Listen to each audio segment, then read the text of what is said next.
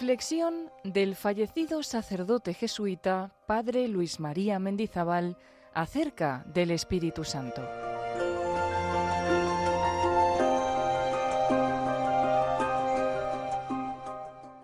El corazón de Cristo nos da el Espíritu Santo.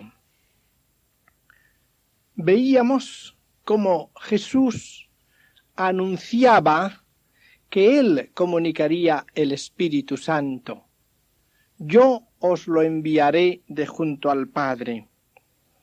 Vamos a acercarnos con mirada contemplativa y amorosa al momento mismo culminante de la hora de Jesús. En el ambiente del Calvario hay una afirmación de San Juan.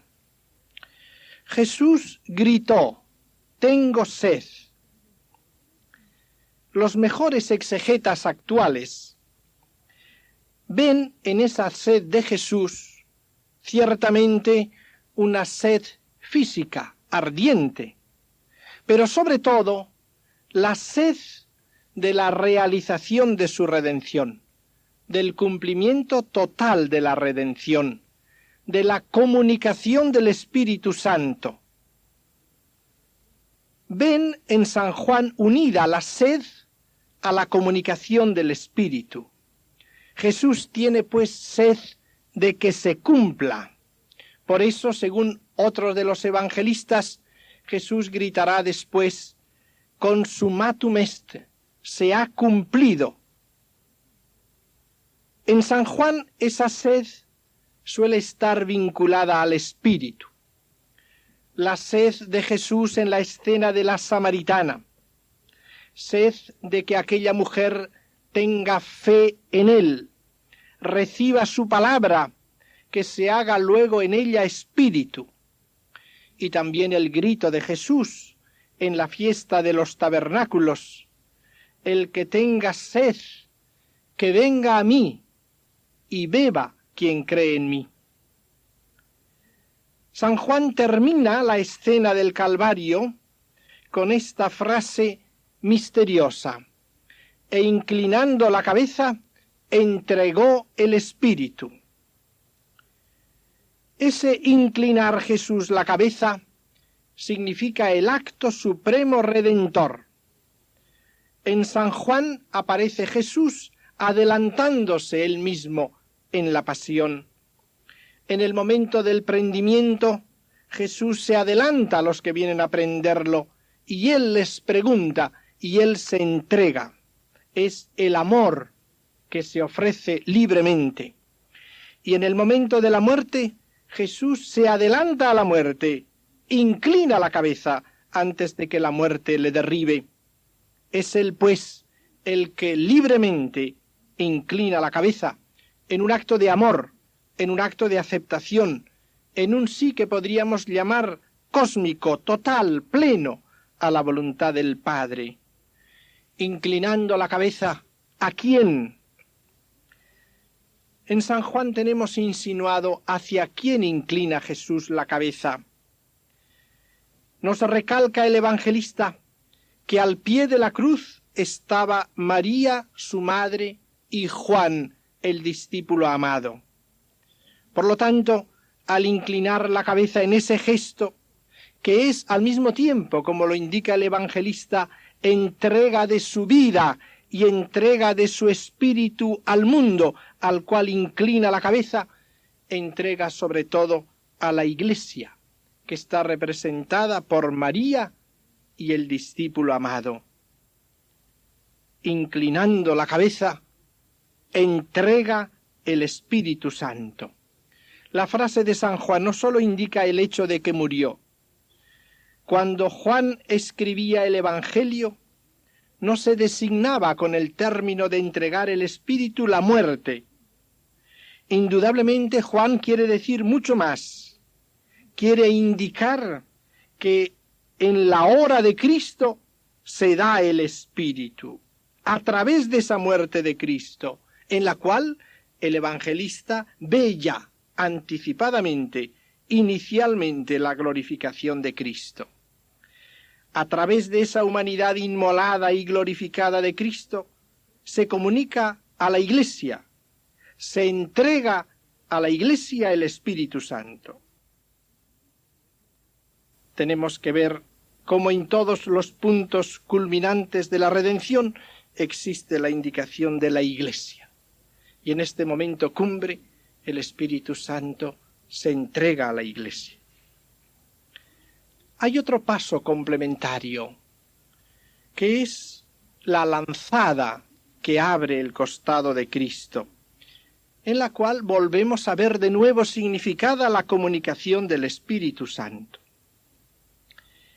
En el capítulo 19, versículos 33 a 37, introducidos con la solemnidad que usa San Juan cuando quiere significar la presentación de una revelación fundamental, de un hecho trascendental, se nos dice cómo en aquel día solemne, que era un sábado grande, víspera del día solemne de la Pascua, recalca que él lo ha visto, que él dice la verdad, que así sucedió para que se cumpliese la Escritura.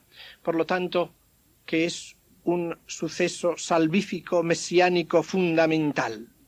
Y describe que un soldado con la lanza abrió el costado de Cristo y anota que al punto salió sangre y agua.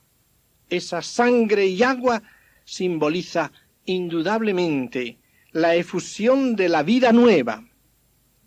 Realiza de manera sorprendente la predicción de Jesús, la del capítulo 7 de San Juan, la que había interpretado el evangelista diciendo, según está escrito, de su seno brotarán torrentes de agua viva.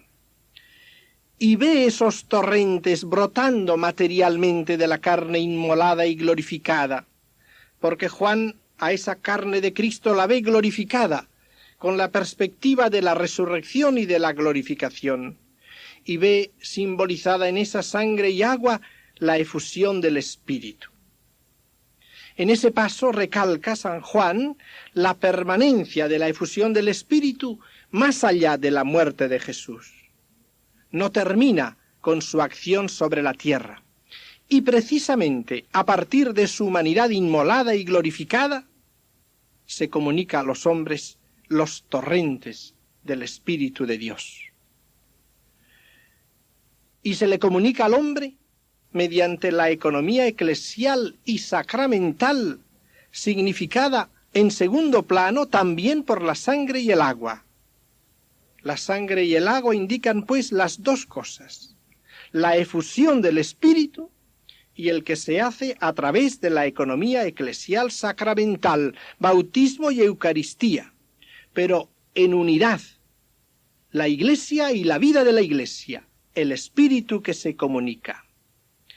El agua que brota es símbolo del Espíritu, de la nueva economía, de esa inundación del mundo desde el corazón de Cristo abierto, que cumple lo que había predicho a Ezequiel en el capítulo 47, cuando veía salir del lado oriental del templo aquellas aguas que iban creciendo conforme iban avanzando.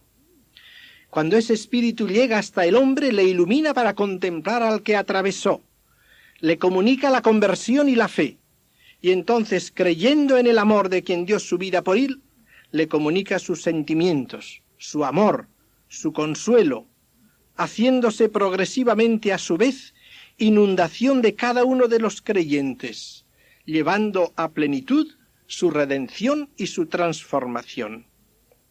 Tenemos al pie de la cruz, al pie de ese torrente que brota de la herida abierta de Cristo, a María y a Juan.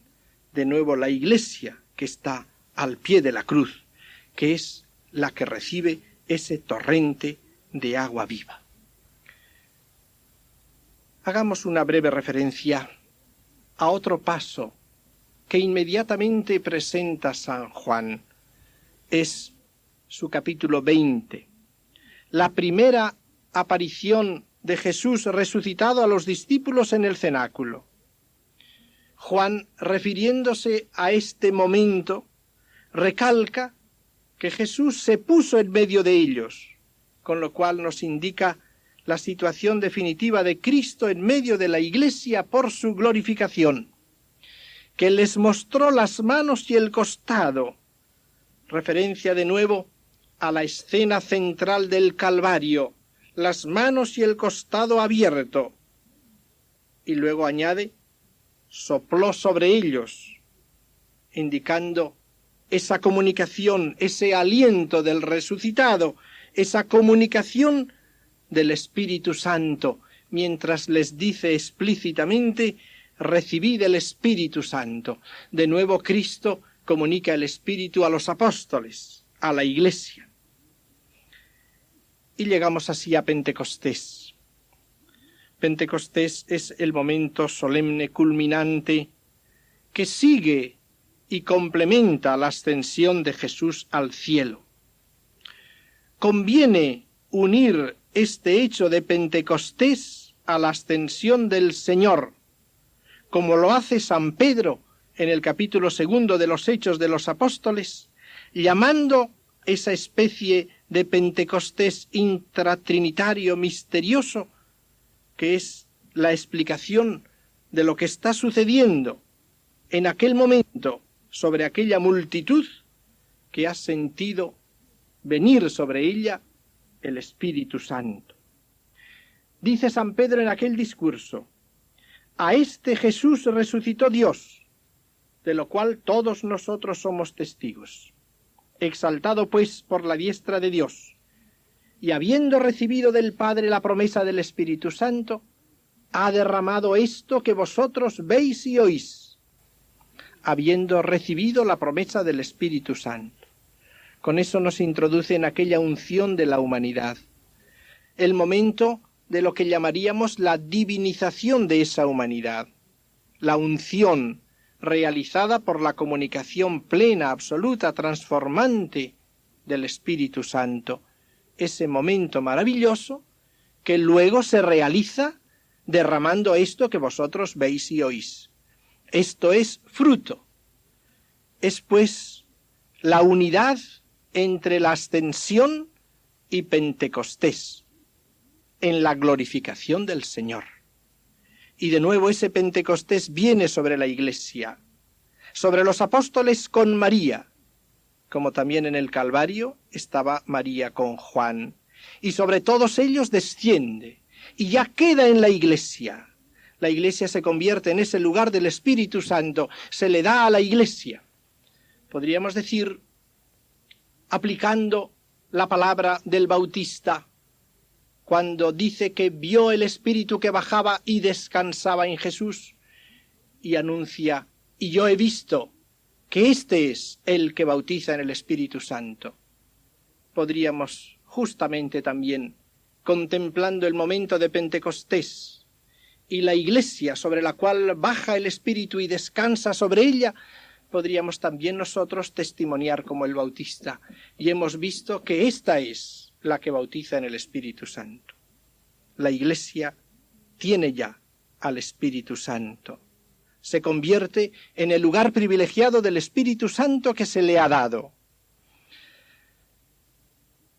Toda esta visión de Cristo glorificado, de Cristo inmolado glorioso, que está comunicando continuamente a la Iglesia y a los miembros de la Iglesia su Espíritu en don perpetuo, en don estable, lo vemos expresada en el Apocalipsis capítulo 22. Sabemos que el Apocalipsis es como la teología de la historia, de la vida de cada uno de nosotros, como la dimensión trascendente de la vida del hombre y de la vida de la Iglesia. Y en ese capítulo 22 aparece el Cordero junto al trono de Dios como inmolado. Es Cristo inmolado glorioso. Y del trono de Dios y del Cordero, como inmolado glorioso, brota el torrente que transforma la ciudad, que hace del desierto un paraíso. Es la efusión continua del Espíritu al mundo, que viene precisamente y brota de la humanidad inmolada y glorificada de Cristo, de ese Cristo que ha sido asumido en la vida trinitaria.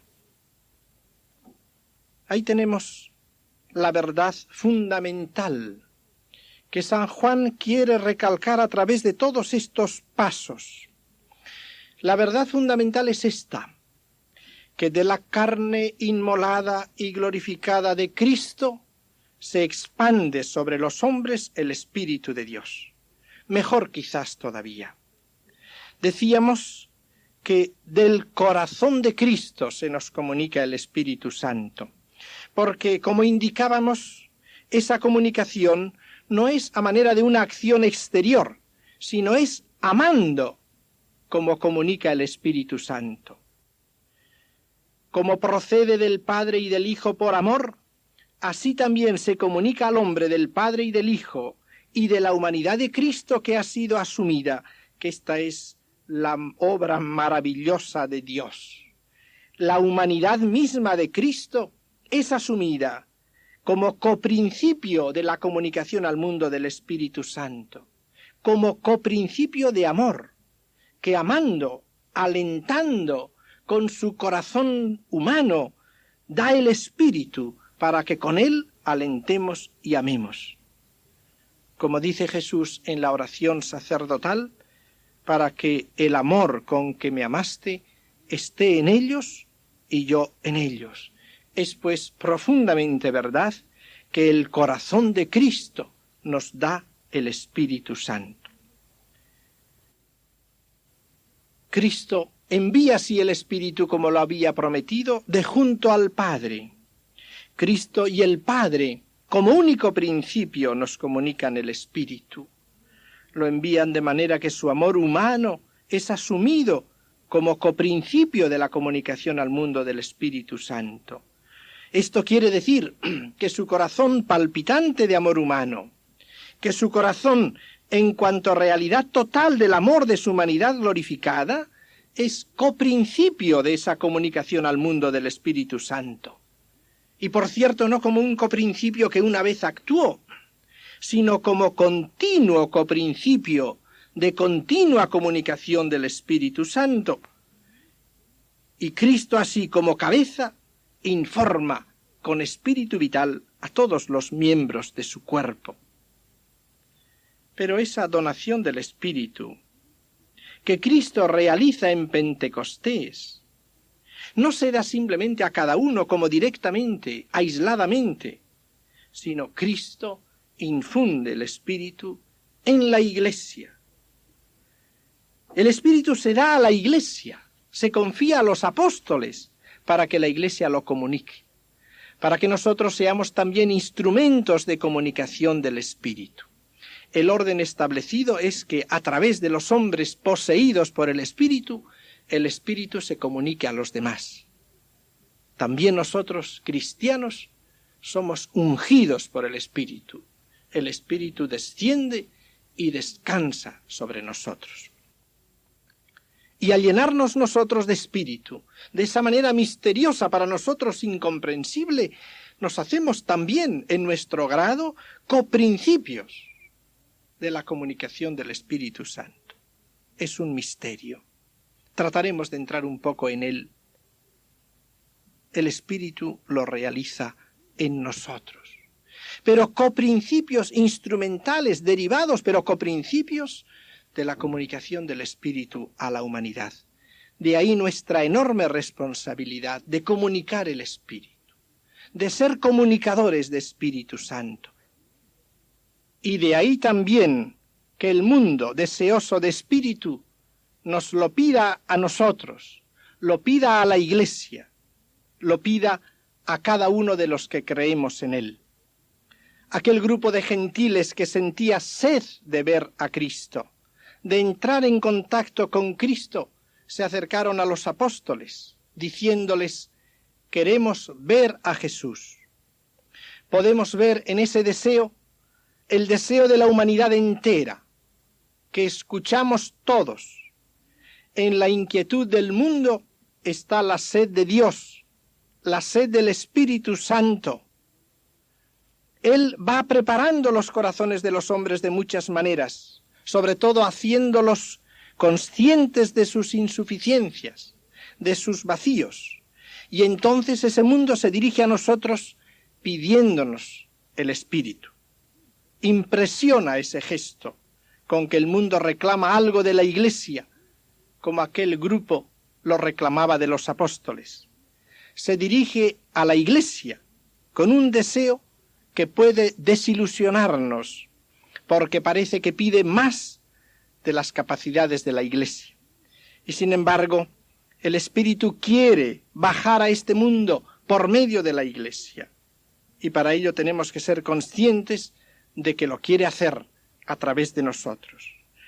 Nos hallamos, pues, en una nueva época, en una nueva economía. El Espíritu Santo se nos ha dado. ¿Qué significa ese don? Ese dar, como ya sugeríamos, tiene un doble extremo, el que da y el que recibe. Estábamos viendo cómo Cristo lo da, pero, dice Santo Tomás, en la primera parte de la Suma Teológica, precisamente al hablar del Espíritu Santo, que cuando una cosa se da, pasa a ser propiedad del que recibe. Por tanto, decir que se da el Espíritu es decir que el Espíritu se hace del hombre, que el Espíritu se hace nuestro, el Espíritu de Cristo y nuestro. Es el matiz que vamos a indicar ahora brevemente. Hay aquí una comunicación de posesión, no que deje de ser Espíritu de Dios, pero hay una transmisión de posesión. Evidentemente, cuando hablamos ahora de posesión lo entendemos en el sentido afectivo real, verdadero, no en el sentido de una propiedad jurídica. Así se entiende cuando hablamos de dar en términos de amor.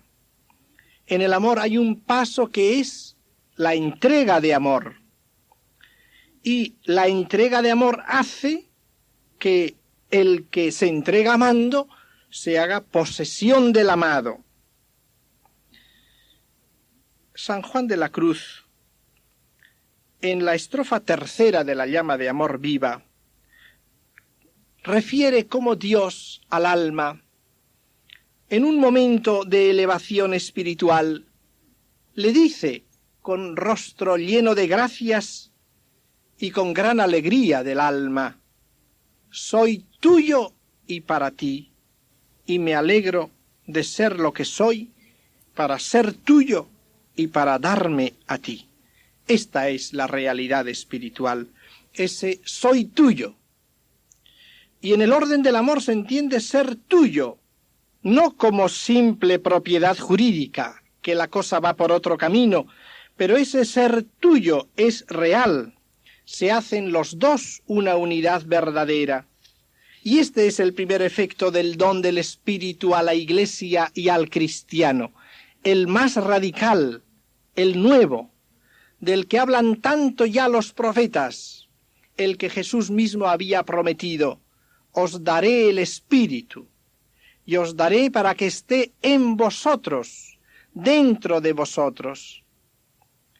El primer efecto, pues, del don de Jesús en Pentecostés es que ya el Espíritu es Espíritu de la Iglesia, es Espíritu del cristiano, es posesión amorosa y descanso unitivo radical.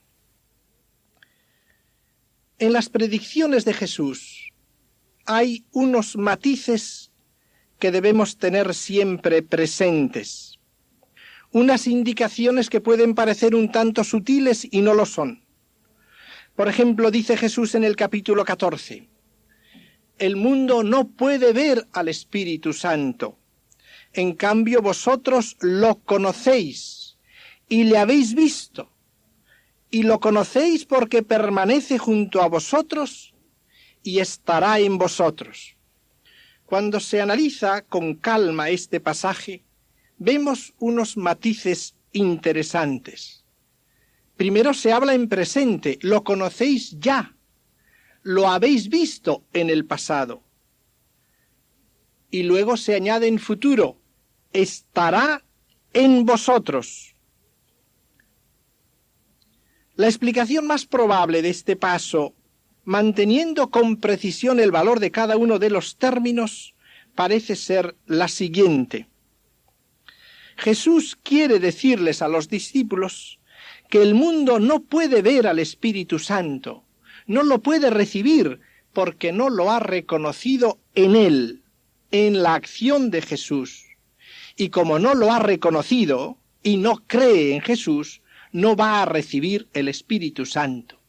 En cambio vosotros sí lo habéis visto, lo conocéis, lo habéis visto en Cristo, lo habéis visto en las acciones de Jesús, lo conocéis, está a vuestro lado en la persona de Jesús, en la acción de Jesús, en la obra de Jesús, permanece junto a vosotros, en cuanto que está en Cristo y Cristo está junto a ellos. Y porque vosotros lo habéis visto en mí, lo habéis reconocido y lo habéis creído, entonces estará en vosotros. Este será el don futuro del Espíritu, cuando ya no simplemente estará junto a ellos, sino dentro de ellos, y permanecerá en vosotros para siempre. Pero este primer aspecto en el cual debemos detenernos es el más profundo de todos. Lo más importante del don del Espíritu es que Él se da. Estará en vosotros. Es decir, estará vivificándoos interiormente. Y estando en nosotros, actuará también en ayuda nuestra, en transformación nuestra. Nos ayudará con su fuerza, lo que en el lenguaje del Sermón de la Cena se expresa con la palabra estará con vosotros.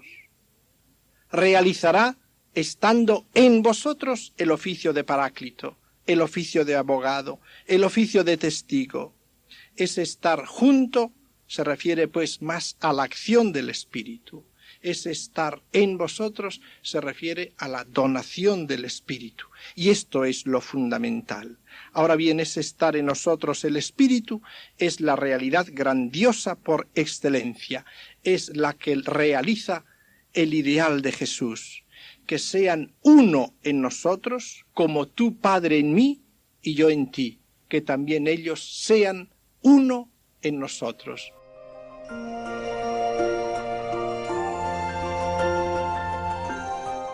Así finaliza en Radio María una de las reflexiones del fallecido sacerdote jesuita, Padre Luis María Mendizábal, acerca del Espíritu Santo.